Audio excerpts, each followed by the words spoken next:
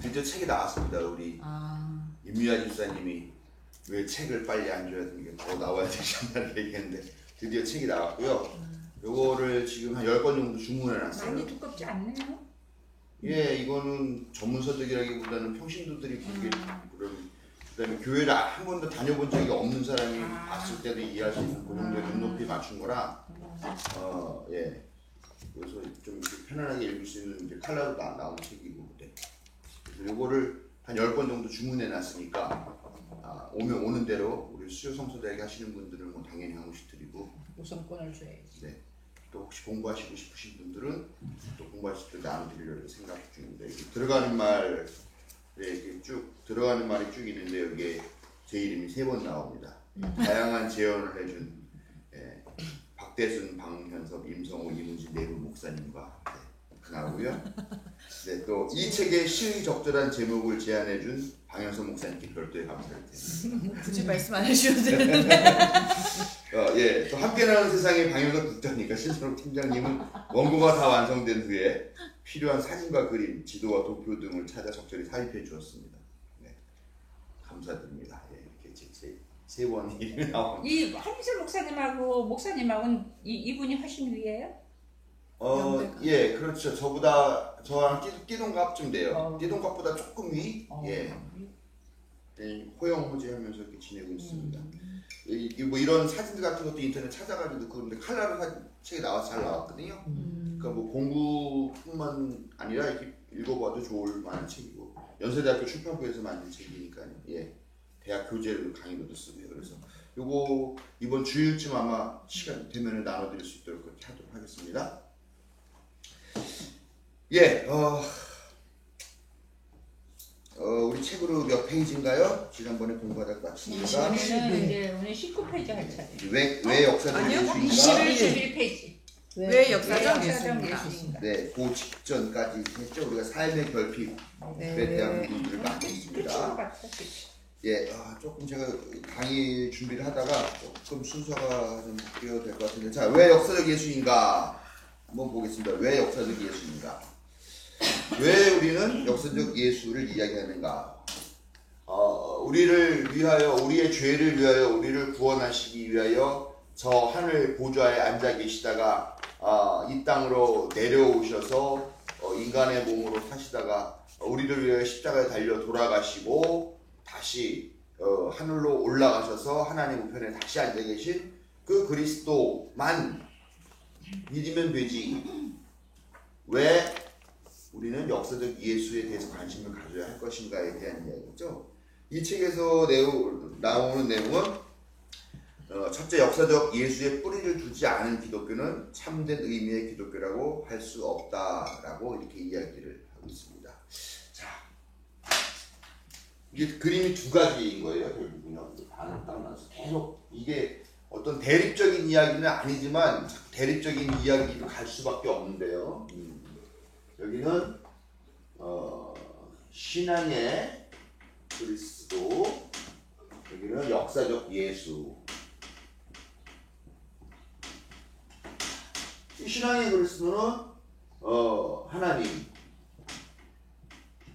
혹은 하나님의 독생자 라고 하는 분이 있죠. 이게 그리스도죠. 이게 그리스도입니다. 그리스도가 하늘에 계셔요. 여기는 하늘입니다. 하늘. 근데 여기에 계신 분이 우리 인간의 죄를 위해서 여기 땅이면은 땅으로 내려왔어요. 그래서 이게 예수라고 하는 한 사람이 됩니다. 하늘에 계신 분이 내려와서 예수라고 하는 한 사람의 삶을 살다 합니다. 이 과정이 이제 말이 참 많아요. 예를 들면은 하나님이 내려와서 십자가에 달려 돌아가셨는데 그럼 십자가 위에 달려있을 때 이 예수님은 고통을 느꼈을 것이냐 안 느꼈을 것이냐. 신이 고통을 느낀다? 고통을 느낄 수도 있고 안 느낄 수도 있죠. 그렇지만 신이라는 게 그러면 십자가에 달려 죽었잖아요. 신이 죽을 수가 있냐? 근데 이런 문제들이 신학적으로 논란이 되기 시작하게 되는 거죠. 이게 이 신학을 자꾸 머리로만 하려고 그러니까 이런 논쟁들이 나오는 거예요. 그러면 이제 애초부터 이 이론이 나온 것 자체가 그거죠. 사람이 죄를 많이 지었는데 이 죄를 인간 스스로는 탕감할 수가 없다. 그러면 하나님이 와서 이 죄를 탕감해 줘야 되기 때문에 그렇기 때문에 이게 내려오신 거라는 거죠. 아무튼 그러면은 사실 생각해봐요. 내가 빚을 받아야 될 사람이고 여기가 채무자예요. 난 채권자고. 그러면은 내가 지금 채무자가 저한테 한 1조 정도의 빚을 졌다고 쳐요. 도저히 갚을 수가 없어요, 채무가. 그러면은 그걸 어떻게 갚아요? 뭐 내가 가가지고 대신 뭐 하루 대신 일해줘가지고 뭐 일당 받 그런 게 아니라 그냥 내가 알았어 갚지 마 하고 탕감해 주면 되는 거잖아요. 이렇게 간단한 건데 왜 신학자들은 이 죄를 그냥 하나님이 이 세상 모든 것의 주인이신 하나님이 그냥 탕감해 주면 되는데 왜 이걸 자꾸 이 죄가 너무 크기 때문에 뭐 인간 스스로 갚을 수 없기 때문에 뭐 하나님이 직접 본인이 내려오셔서 사람의 형체로 내려와서 사람의 모습으로 이 죄를 탕감해가지고 그렇게 됐기 때문에 인간의 이 죄가 드디어 우리가 없어지고 구원받다 이런 논리를 만든지 좀 이해가 안 가는 거죠. 탕감해주면 되는데 아무튼 그런 머리로 하는 신학이 이런 계속 하나의 문제가 나는데 좀 오류가 있는 부분을 갖다가 한번 덮고 넘어가니까 계속 그 오류를 완벽하게 만들기 위해서 또 다른 오류 계속 한번 거짓말을 하면은 그 거짓말 점점 더 커진다 그러잖아요. 저는 약간 좀 그런 느낌입니다. 아무튼 그래서 내려오면서 그럼 이 예수는 정말 사람이었느냐, 십자가에 달려 돌아갔을 때는 고통을 느꼈느냐, 그 피는 보통 사람이 흘리는 피냐, 아니면 진짜 무슨 보혈 같은 그런 거냐, 또 아니면은 정말로 예수님이 십자가에서 죽은 게 맞느냐, 죽은 척한 거냐, 그다음에 뭐 또 어차피 부활할 거 알았는데 까짓 한번 죽지 신인데. 이런 여러 가지 복잡한 어떻게 보면 불경스러운 이야기들이 나오기 시작을 하는 거죠.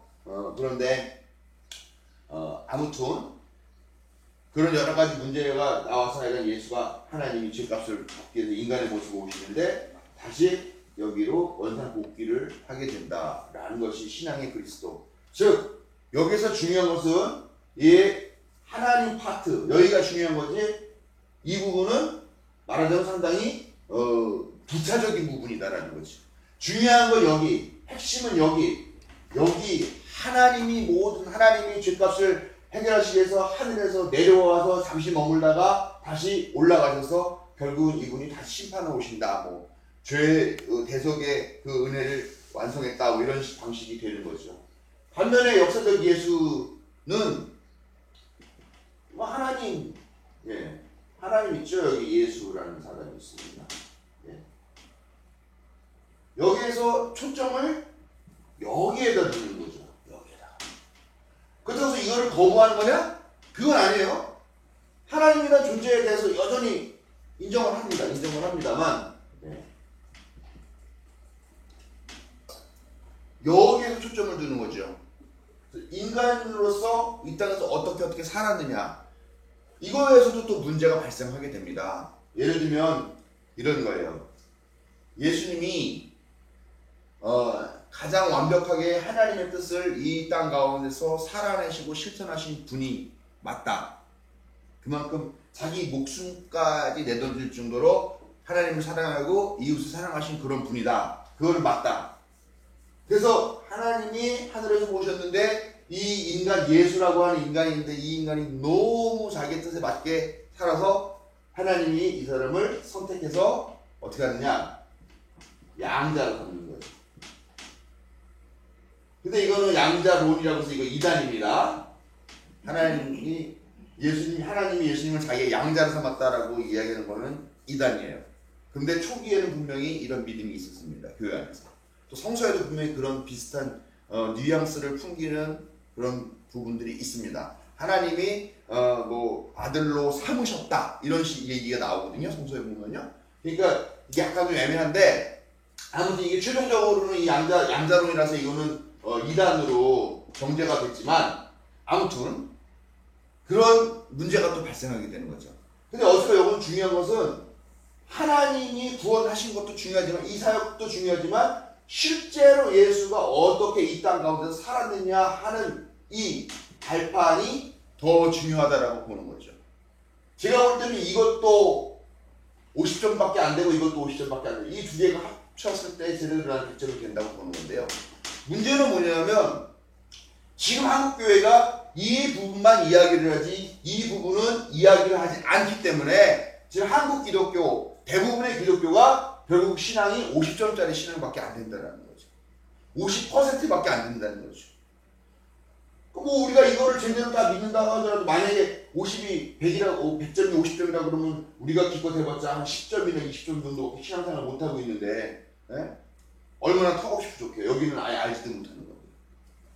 아무튼 그렇기 때문에 이게 이 우리가 신앙의 그리스도라는 부분에만 너무 그동안 치우쳤기 때문에 여러 가지 신앙의 문제점들이 나오게 되는데 이런 부분들을 보완하기 위해서는 역사적 예수 땅의 기물을 또 하나가 있죠. 이건 아주 현실적인 문제인데요. 우리가 하늘에 살고 있습니까? 땅에 살고 있습니까? 지금 이건 뭐 네 이런 죄송합니다 이런 쓸데없는 질문에서 우리가 딛고 사는 거는 지금 이 땅이죠. 우리가 입고 있는 거는 인간의 몸이죠. 뭐 우리도 언젠가는 신적인 존재가 되고 천사 같은 존재가 되겠죠. 예? 우리의 믿음대로 뭐 죽어가지고 죽은 다음에 우리가 영이 되어서 하나님 품에 안겨서 뭐 이렇게 한다고 하는데 어쨌건 우리도 그런 날이 오긴 오겠지만 중요한 거는 천국을 가고 못 가고의 삶은 어디에서 결정이 되느냐? 여기서 결정된다는 거죠. 여기서 우리가 여기서 개떡같이 살면은 천국에 갈 기회가 없는 거고 여기서 잘 살면은 천국에 갈 기회가 있다는 거죠. 그럼 우리의 신앙의 출발점은 어디가 돼야 되느냐? 저 높은 곳을 향하여 가지만 우리는 지금 두 발을 이 땅에 딛고 있기 때문에 이 땅에서 살아가야 될 것이 우리의 신앙의 어떤 주제가 되어야 된다는 거죠. 생각해 보세요. 하늘에는 천사들이 날아다니고 하나님이 천사들의 시중을 받으시면서 하나님 우리가 살고 있는데 실제로는 우리는 발을 땅에 딛고 있단 말이에요. 실제로 우리의 신앙의 문제를 하나하나 풀어나가야 되는 건 땅이라는 거죠. 그런데 이 땅은 나무는 척하고 그냥 하늘만 바라보면서 맨날 방언만 하고 맨날 예언만 하고 기도만 하고 있고 과연 그렇게 해서 우리가 구원을 받을 수 있을까? 라고 옛날에는 생각했지 모르지만 이제는 그런 신앙들에 대한 질문들, 의문들이 생겨나게 된다라는 거죠. 네. 아무튼 이런 차이가 있기 때문에 우리가 이거 되게 익숙한 부분이지만 이것도 우리에게 이제 새롭게 필요한 건데 결국은 우리가 딛고 사는 땅이라고 하는 현실적인 문제, 인간의 문제, 출발을 인간으로 할 수밖에 없는 그런 부분도 분명히 있다. 그렇기 때문에 이 역사적 예수에 대한 관심을 갖지 않을 수가 없다라는 겁니다. 자 보세요. 우리가 여기 땅에 있는데 자꾸 이 하늘나라만 보고 하나님 나라만 생각한다 그러면은 어떻게 됩니까? 신앙이 이상해지는 거죠. 예? 세상 등지고 십자가고 네. 아니 어떻게 세상을 등질 수가 있습니까? 예? 이 세상에서 내가 먹을 거리와 살 거리와 입을 거리와 모든 것들이 다 세상에서 나오는 거고 매일매일 사람을 만나면서 관계를 갖는 것이 우리 인생인데 어떻게 세상을 등지고 삽니까? 절에 가야지. 절에 가야죠. 예. 그러니까 그러니까 보세요. 저는 그런 특별한 체험들을 해본 적이 별로 없어요. 소위 말하는 교회에서 말하는 그런 뭐 은사 체험이라든가 아니면은 뭐 특별한 신비 체험 같은 걸 해본 적이 없어요. 저는 뭐 죽을 병에 걸렸는데 기도해져가지고 나은 경험도 없고 우리 아버지 형제 중에 막내 삼촌은 고등학교 때인가 저 지금도 기억이 나는데 어렸을 때 그 시골에 가 있는데 그 막내 삼촌이 왔어요. 고등학생 때였는데 왔던 것 같아요. 근데 온 식구들이 다 모여가지고 그날 밤에 막 찬송 부르고 막 다 안수기도 하고 막 난리가 났죠. 전 어려서 몰랐는데 나중에 알고 봤더니 그때 무슨 죽을 병에 걸렸는데 그래가지고 요양하러 집에 왔는데 가족들이 다 모여가지고 안수해서 병원 고쳤다고. 그래서 막내 삼촌이 목사가 됐죠. 지금 강원도에 계시는데 아무튼 저는 뭐 그런 체험도 없고 저 또 이제 뭐 신학교 간다고 그러고 목사 되겠다 그러는데 방언 정도는 좀 해야 될 것 같아서 방언 가르쳐 주는데 가가지고 막 이렇게 갔었죠. 처음에 신학교 입학하기 전에. 그랬는데 뭐 자꾸 방언을 강요하고 그런 체험들을 강요하고 분위기를 만들어 가더라고요. 저는 그게 너무 어색했어요. 뭐 이렇게 성령 준다고 막 이렇게 미는데. 예? 다른 사람은 그렇게 손만 대려고 그래도 넘어가는데 저는 장풍이 안 느껴지더라고요. 그리고 다들 넘어가는데 나 혼자 서 있을 수 없잖아요. 그러니까 넘어가줘야지. 근데 계속 하나님 저에게 성령을 부어주시오 이런 느낌보다는 내가 넘어지다가 뒷사람 깔릴 텐데 어떡하지 이런 걱정 먼저 한다는 거죠. 제가 신앙이 없는 걸까요? 아무튼 뭐 그럴 수 있죠. 아무튼 그런 고민들을 하고 한 번은 정말 한번 이제 나도 방언 한번 받아봐야겠다 그래서 막 그냥 정말 막 뜨겁게 막 방언 막 했어요. 기도를 막 했어요. 혀가 슬슬 꼬이기 시작합니다. 꼬이기 시작하는데 너무 뜨겁게 하다 보니까 이게 뒷목이 막 땡기고 이렇게 뻑뻑하고 막 이렇게 막 이렇게 그 뭐랄까요? 그 피가 확 쏠리는 느낌 있잖아요. 기도하다 말고 아이고. 그래서 꼬인 거야 그거는. 방언해? 그래서 꼬인 거라고. 그런 것 같아요. 야 방언 한번 받으려다가 아무래도 뇌출혈이 좀 걸리겠다 이런 생각이 딱 드는 순간에 입이 착 풀리더라고요. 제가 제정신 들어온 거죠.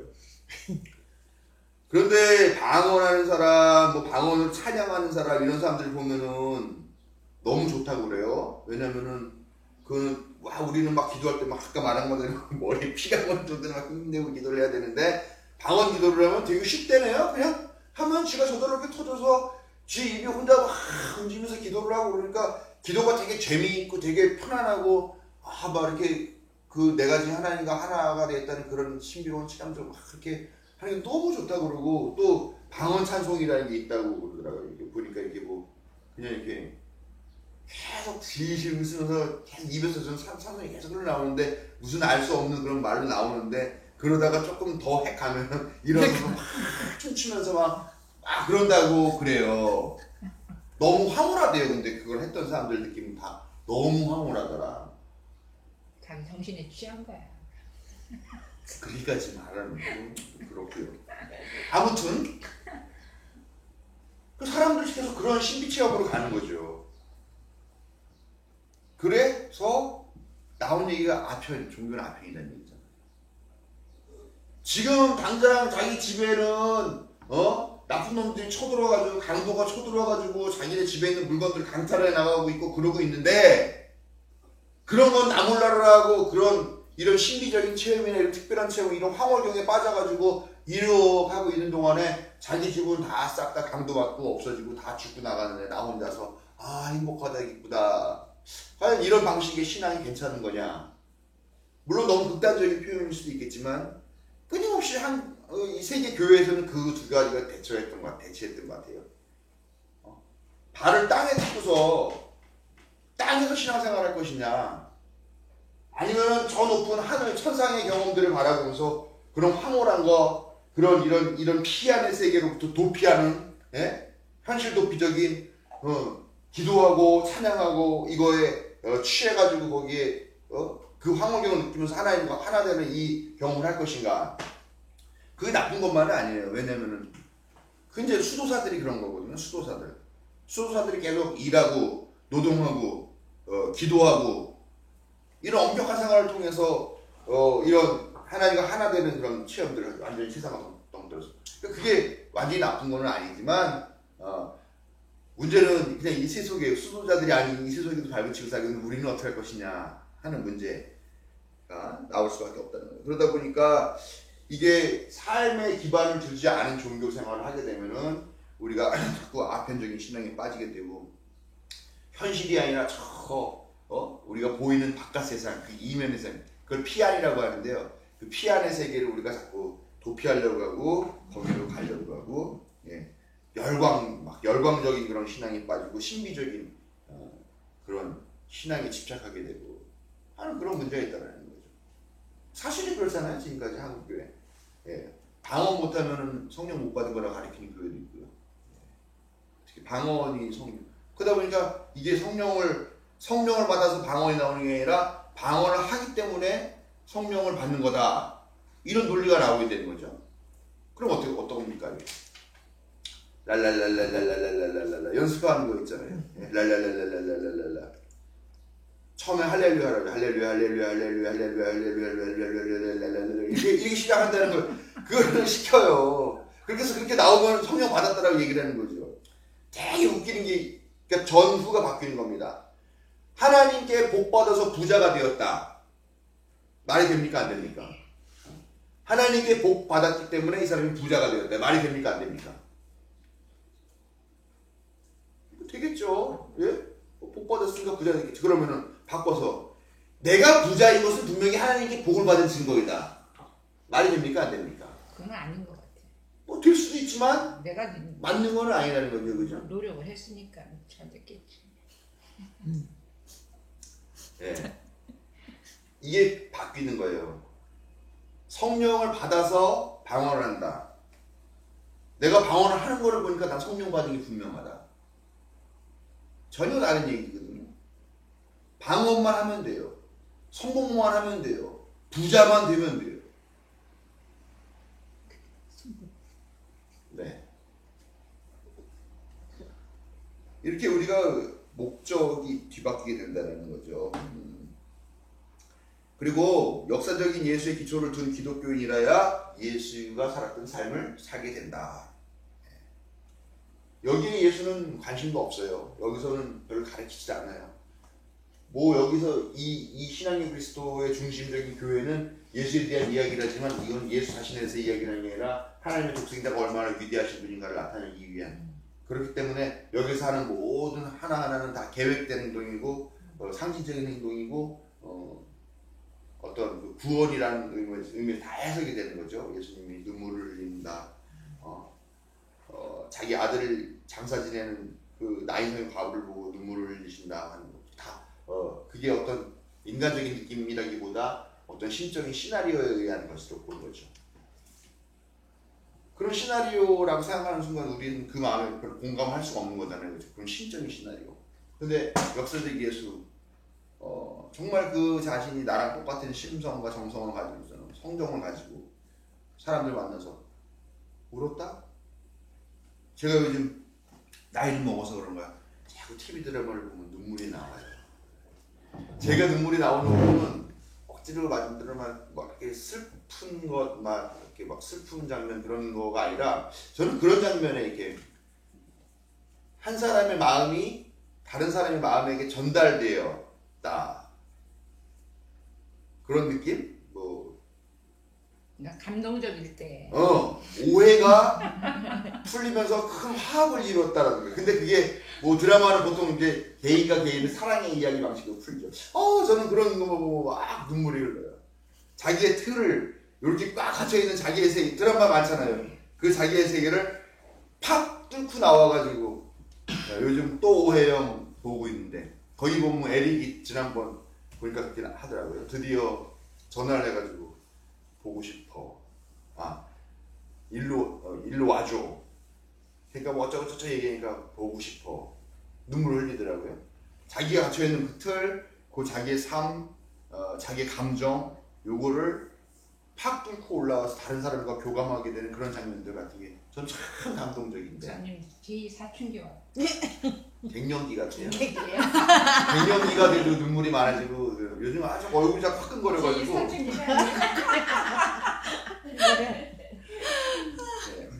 그렇게 나와 똑같은 성정이 있는 사람의 이야기가 우리에게 감동을 주는 거지.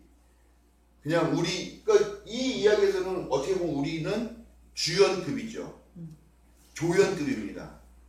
그런데 이 이야기에서 우리는 뭐냐? 엑스트라급이라는 거죠. 우리의 역할은 아무것도 없고 우리가 감동할 수 있는 그 갭도 너무 큰 거고 우리가 동의하고 할 수 있는 그 갭 너무 커버린 거지만은 여기는 나랑 같이 똑같은 감정을 갖고 똑같이 느끼고 똑같이 먹고 똑같이 싸고 똑같이 사랑하고 하는 그런 거에서 우리가 동화돼 또 이분 사는 것처럼 우리도 살 수 있다라고 하는 물론 쉽진 않죠. 성경 보다가 괜히 결혼했나 하는 생각도 좀 해요. 결혼 안 했으면 나도 예수처럼 좀 더 세게 살 수 있었을 것 같은데 그래서 예수님이 결혼을 안 했구나 이런 생각을 하게 되는데 안 한 게 아니라 못했을 수도 있지. 왜요? 형편이 그러니까. 형편이 왜요? 뭐 몇천 명 데리고 다니는 지도자인데. 근데 또 이 가설로는 그 얘기 있어요. 막달라 마리아가 예수의 아내라는 얘기도 있어요. 그게 이제 다빈치 코드 같은 데서 나오는 어떤 하나의 뭐 음모론 같은 것일 수도 있지만 실제로 신학 연구하는 사람 중에서도 막달라 마리아가 예수의 아내였을 거나 아니거나 예수의 아내이면서 예수의 제자였을 거라고 이야기하는 사람들이 꽤 많이 있더라고요. 역사적 예수 연구하는 사람들 중에요. 네. 아무튼 네. 그래서 우리가 역사적 예수를 알아야 되고 우리 역사적 예수가 우리 신앙 고백에서 새롭게 주목받아야 된다. 사실 이 이야기 계속 해온 거잖아요. 지금까지요. 예. 근데 이제 우리가 1장을 이제 마치는 거예요 오늘. 그래서 요 내용 한번 다시 한번 짚고 넘어왔습니다. 자, 이제 총 정리하는 이야기를 한번 해볼게요.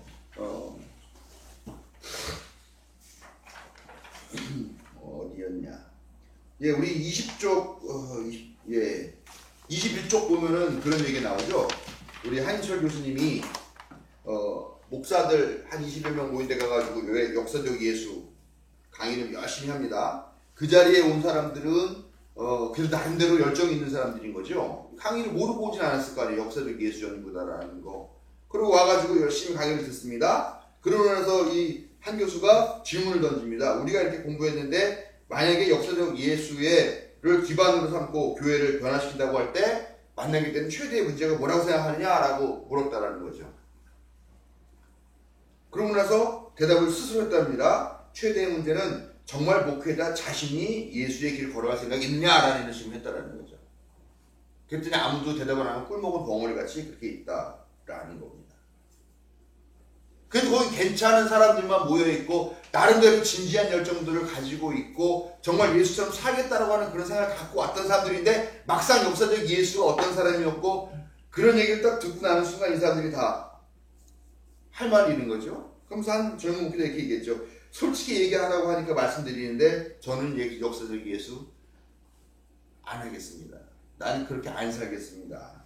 솔직히 그 길 가고 싶지가 않습니다. 그냥 하던 대로 하렵니다 라고 이야기를 했다는 거죠. 그러고서 역사적 예수는 포기하고 다시 신앙의 그리스도 방식으로 가겠다라고 이야기를 했어요. 왜 그랬을까요?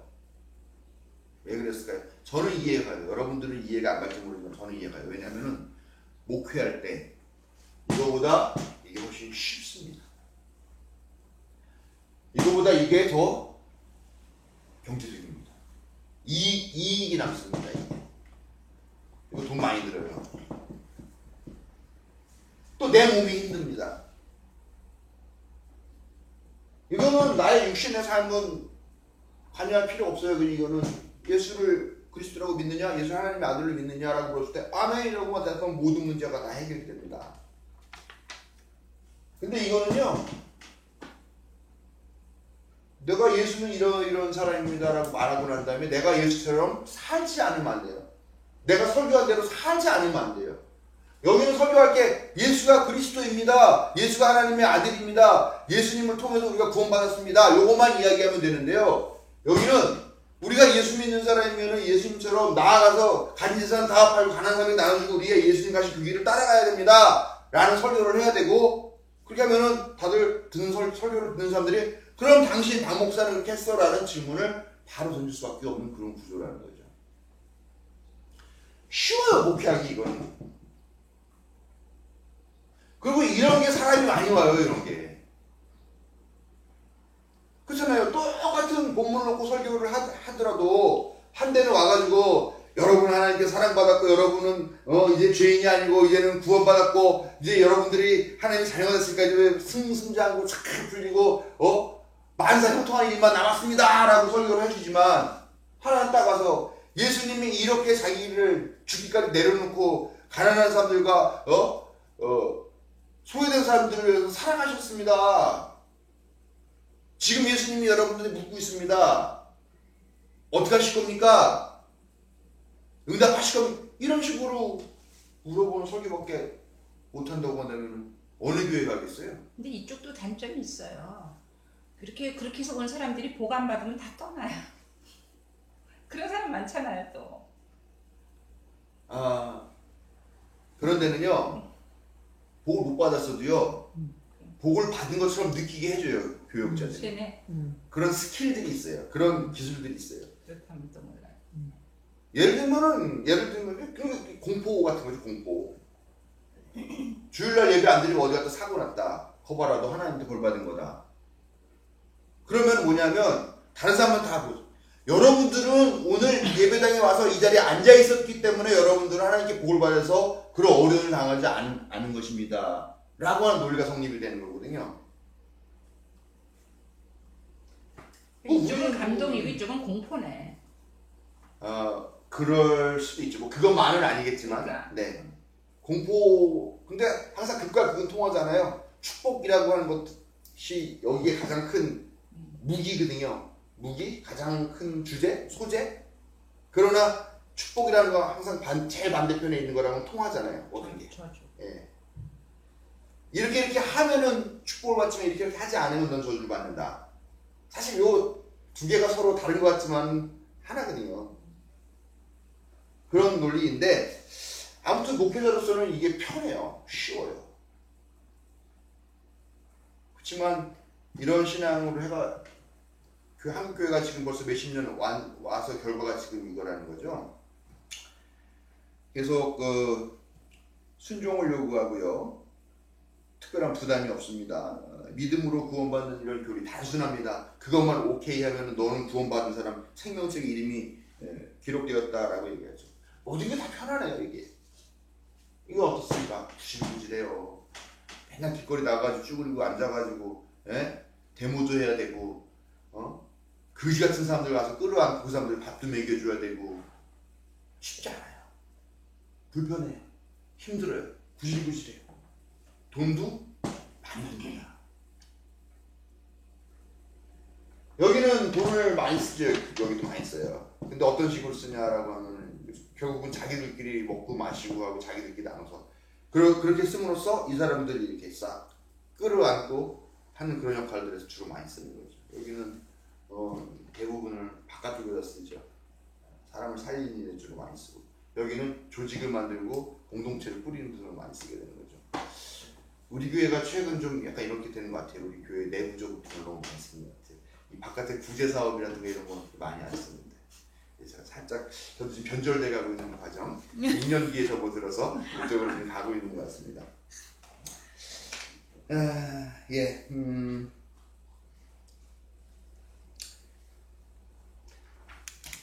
아무튼 이게 목사 입장에서는 장사가 돼요. 장사가 됩니다. 근데 그렇잖아요, 여러분. 제가 그렇게 대단한 존재라고 생각하진 않지만 뭐 제가 뭐 그렇게 크게 딸릴 건 없잖아요. 딸릴 건 없지만 사람들이 저를 알아줍니까? 안 알아주죠. 왜냐? 저는 장사를 못하거든요. 큰 교회를 못하거든요. 사람들이 바글바글하지 않거든요. 내 교회가, 우리 좋은 만남 교회가. 다들 목사가 존경받고 사람들에게 칭찬받고 사람들 많이 몰리는 그런 교회를 하고 싶죠, 당연히. 소위 말하는 장사가 되는 우리 유동숙 집사님 옛날에 요즘도 교회 사람들 손님들 많이 와 이렇게 얘기하는 것처럼 장사가 돼야 되는데 이거는 장사가 안 된다는 거죠. 근데 항상 장사가 잘 되는 경우는 소위 말하자면 무지한 사람들한테 마케팅 기법을 적용해서 팔는 거는 사람이 많이 오고 잘 팔리죠. 광고비를 많이 쓰고 하면 팔리죠. 그러나 진짜 그 물건을 꼭 필요한지 아직 꼼꼼히 따져보고 하는 사람들은 소수입니다만 그 사람들이 정말 꼭 필요한 물건을 사고 재정을 아낄 수 있는 거죠. 저는 우리 교회가 그런 교회라고 생각하고 여러분들이 그런 똑똑한 컨슈머라고 생각을 합니다. 아멘이 안 나와요. 아멘. 예, 이렇게 아무튼 이제 이번에 정리를 하고요. 그래서 이번 일장을 정리를 하면서 여러분들에게 한번 제가 이제 질문을 좀 던져보고 싶어요. 자, 한국 교회의 문제가 뭘까요?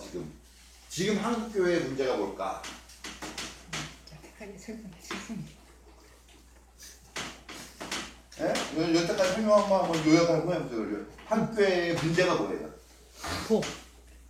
복. 역사적인 예수에 기초를 두지 않고 신앙의 그리스도에 초점을 맞추고 교회가 그런 방향으로 나가니까 문제다. 예. 여러분, 역사적인 예수 없어도 돼요. 왜냐? 그렇게 살면 되지. 굳이 역사적인 예수를 지금 다시 재조명하는 거는 역사적 예수처럼 살자고 역사적 예수를 다시 찾아보자고 하는 거지.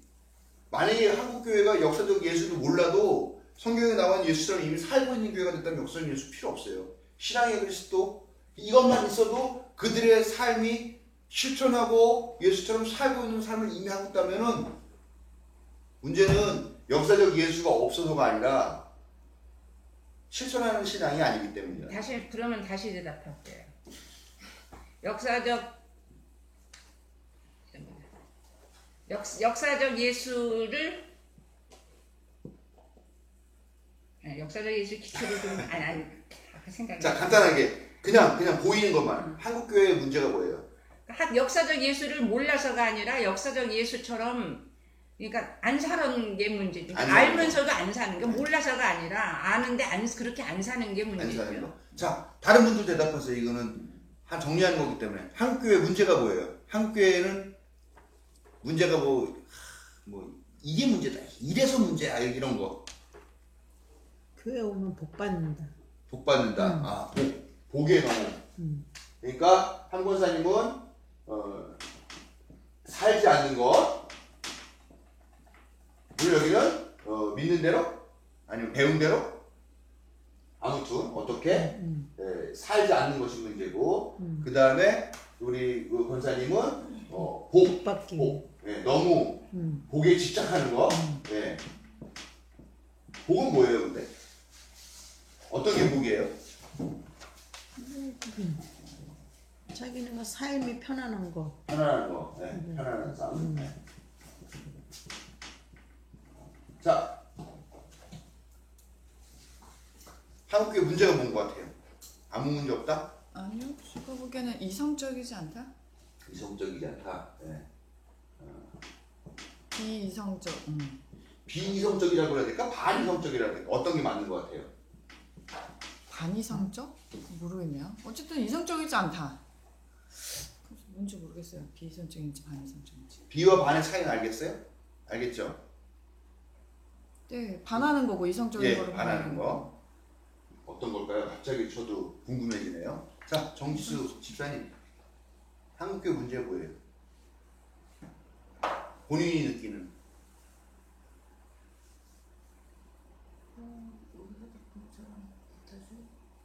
오직 우리 그리스도인 기독교만 옳다. 배타주의. 배타성. 근데 목사님 그런 학습적인 거 말고 제가 생각하는 진짜 문제는 끼리끼리인 것 같아요. 끼리끼리. 나는 그게 제일 문제인 것 같아요.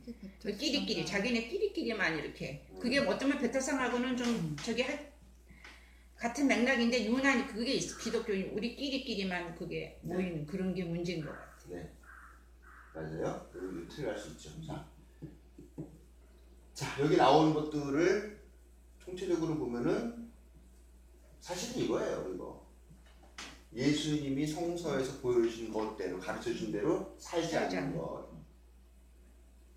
그 왜 그럴까요? 왜 이대로 살지 않아요?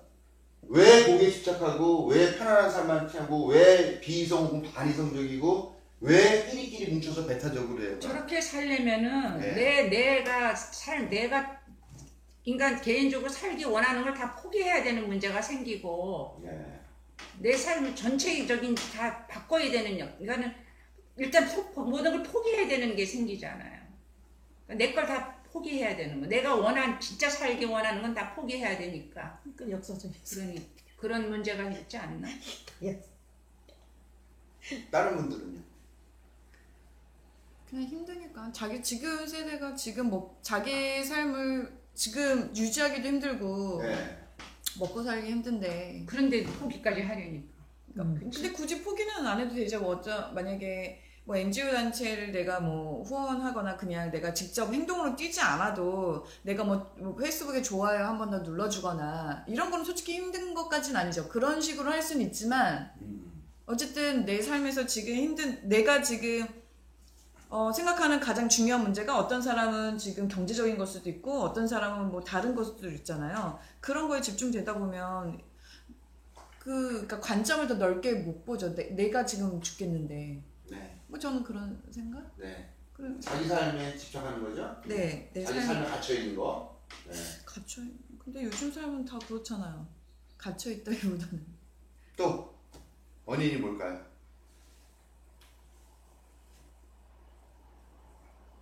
정지수 씨, 왜 대답을 안 해? 신앙에 대해서 지금 아예 관심이 없는 것 같아서. 아, 신앙에 무관심. 그럼 뭐에 관심 있어요? 또 어떻게 잘 먹고 살까? 먹고 살고 뭐. 어디 여행 갈까? 어디서 옷을 살까? 생활에 관심. 뭘 먹을까? 뭘까 맛있는 게 뭐야? 그거까지 말렸잖아 예수님이. 네. 그렇죠. 그럼 어떻게 해결할 수 있을까? 이런 어려운 것들이 있는데 살지 않는 게 문제고 살지 못하는 이유가 이러이러한 것들이라면 이거를 어떻게 뛰어넘어서 우리의 신앙이 좀 바로 나갈 수 있을까? 살아야죠. 살아요? 네. 예수 살지 않아서 이런 문제가 그러니까 그런 문제가 생기니까 이제 그걸 해결하려면 살아야 돼. 할 수 없이. 그럼 어떻게 하면 사라질까? 어떻게 하면 사라질까? 어떻게 하면 이 문제를 해결해서 이렇게 살게 될까? 어떻게 하면? 어떻게 하면 예수를 더 잘 믿어. 네. 잘 믿는 거 중요하죠.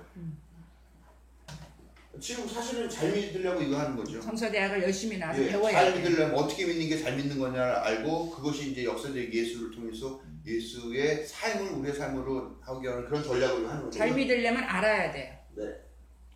저는 이건- 작은 것부터 실천하는 것도 좋은 것 같아요. 그런 작은 것도 좋죠. 왜냐면 그렇게 살고 싶지 않은 거는 역사적 예수를 봤을 때 그 삶이 너무나 힘든다는 거를 알잖아요. 그렇지. 그러니까 살고 싶지 않죠, 그렇게. 그러니까 그냥 작은 거, 내가 할 수 있는 작은 것부터 하는 거죠. 그렇게 하다 보면 이제 네.